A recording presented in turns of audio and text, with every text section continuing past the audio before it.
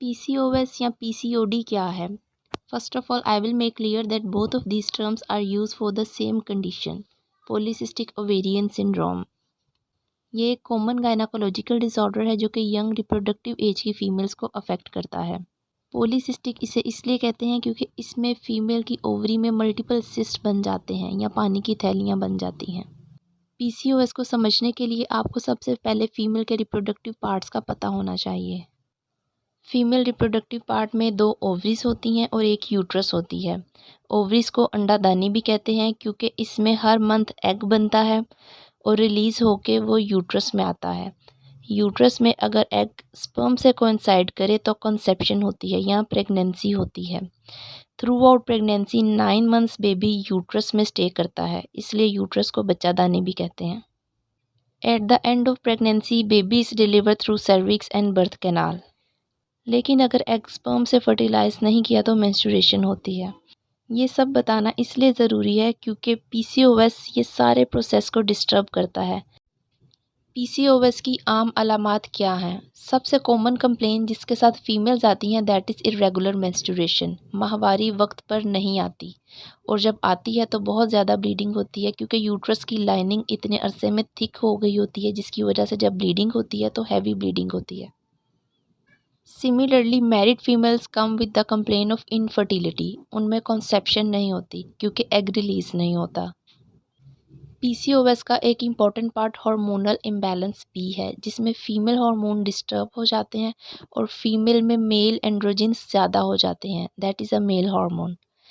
जिसके ज़्यादा होने से फीमेल में फेस पे हेयर ग्रोथ होती है, चेस्ट पे, बैक पे, between thighs. This is called the male pattern of hair growth.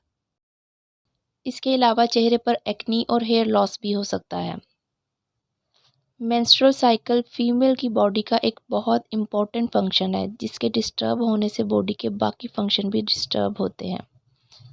Hormonal imbalance होने की वजह से फीमेल में डिप्रेशन और एंजाइटी रहती है और ऑफन मूड स्विंग्स रहते हैं। फीमेल्स में PCOS क्यों होता है? इसकी अभी तक कोई स्पेसिफिक रीज़न नहीं है, लेकिन बहुत ज़्यादा फैक्टर्स हैं जो इसके साथ एसोसिएट करते हैं, जिनमें से कुछ इंपॉर्टेंट फैक्टर हैं genetic factors, obesity, eating habits and your lifestyle. PCOS का ताल्लुक बहुत ज़्यादा हद तक ओबेसिटी के साथ है। याद रखें, आपकी बॉडी पे जितना ज़्यादा फैट होगा, इंटरनल ऑर्गन्स पे जितना ज़्यादा फैट होगा, उतने ज़्यादा चांसेस हैं कि आपकी ओवरीज में पानी की थैलियाँ बन सकती हैं। And most of the females with PCOS also develop diabetes। इसका मतलब है कि PCOS आपकी बॉडी में इस तरह से चेंजेस लाती है, इस तरह का इन्वायरमेंट क्रिएट कर देती है जिस तरह का शुगर के मरीज़ों की बॉडी में होता है।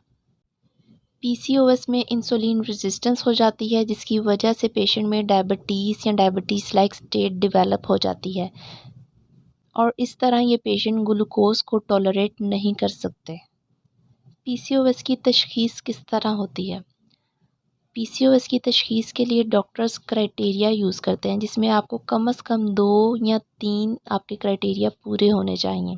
उसके बाद डॉक्टर आपके कुछ टेस्ट एडवाइस करते हैं जिसमें एक इम्पॉर्टेंट टेस्ट है हार्मोनल प्रोफाइल। उसमें आपका FSH, LH, एस्ट्रोजन, एंड्रोजेंस वगैरह किए जाते हैं। And then you go for a sonogram. Sonogram में आपकी ओवरीज में सिस्ट देखे जाते हैं। PCOS के सोनोग्राम में एक स्पेसिफिक नेकलेस पैटर्न देखा जाता है, that is a necklace of cyst. PCOS किसी भी फीमेल को अफेक्ट कर सकता है। PCOS का ट्रीटमेंट अवेलेबल है, इसलिए आपको इसके लिए डिप्रेस्ड होने की ज़रूरत नहीं है। PCOS के ट्रीटमेंट के 3 ऑप्शन हैं। First one is the lifestyle changes, second one is with medication and third one is surgical. Surgical treatment बहुत कम केसेस में किया जाता है which are not responding to other treatments. Good news for the treatment is that most of the patient recover only with the lifestyle changes। तो कौन से changes हैं जो आपके ट्रीटमेंट के लिए बहुत ज़रूरी हैं? इसमें फर्स्ट नंबर पे तो है वेट लॉस एंड एक्सरसाइज। अगर आपका वज़न ज़्यादा है, ओबीस है, तो आप अपना वज़न कम करें, फ़ैट को कम करें। आपकी बॉडी से फ़ैट कम होगा तो इंसुलिन रेजिस्टेंट इम्प्रूव होगी, आपके हार्मोन्स बैलेंस में आएंगे और एग रिलीज़ होगा और आपके पीरियड्स रेगुलर होंगे। तो PCOS को ट्रीट करने के लिए वज़न कम करना बहुत ज़्यादा ज़रूरी है। सेकेंडली, आप अपनी डाइट चेंज करें। Do not use carbs and starchy food, जिसके लिए आप केक्स, बिस्किट, मैदे से बनी हुई चीज़ें, bakery food and synthetic food का इस्तेमाल बंद करें। हाई कैलोरी डाइट्स ना लें, specially cold drinks and juices. आलू और चावल इस्तेमाल ना करें। कैफ़ीन का इस्तेमाल कम से कम करें, लाइक चाय, कॉफ़ी। कौन सी डाइट पीसीओएस में लेनी चाहिए?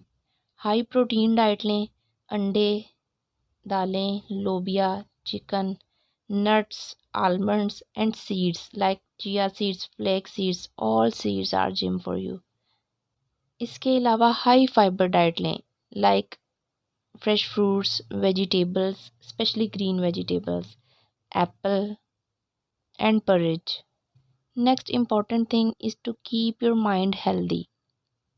What is a healthy mind? A positive mind is a healthy mind that is hopeful, that is without stress and without depression.